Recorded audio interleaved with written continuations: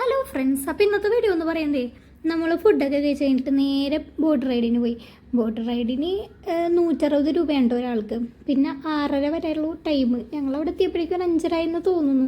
Correct എനിക്ക് ഓർമ്മയില്ല. എന്തായാലും 2 ടൈപ്പ് ബോട്ട് ഉണ്ടായിരുന്നു. ഒരെണ്ണം ഇങ്ങനെ ചവിട്ടി ചവിട്ടി പോണതും പിന്നെ ഒരെണ്ണം ഇതേപോലത്തെ വഞ്ചിയിൽ ഇങ്ങനെ തുഴഞ്ഞു പോണതും. പിന്നെ ഞങ്ങളെല്ലാവരും നല്ല മടിയന്മാരായ കാരണം പിന്നെ പറയണ്ടല്ലോ, ഞങ്ങൾ തുഴയാന്നെടുത്തു. ആർക്കും ചവിട്ടാൻ വയ്യ.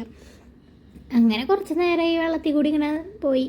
ഒന്ന് വെറുതെ ഇരുന്ന് കൊടുത്താൽ മതിയല്ലോ, നല്ല രസത്തിൽ അങ്ങോട്ട് പോകും, തുഴഞ്ഞ് പോകുള്ളൂ.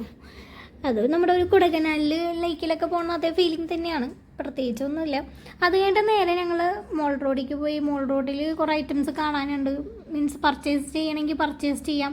പിന്നെ ഞങ്ങൾ ഒന്നും വെറുതെ നോക്കി പോന്നു, വേറെ ഒന്നും മേടിച്ചൊന്നുമില്ല. അത്യാവശ്യം എല്ലാത്തിനും നല്ല റേറ്റ് ഉണ്ടായിരുന്നു.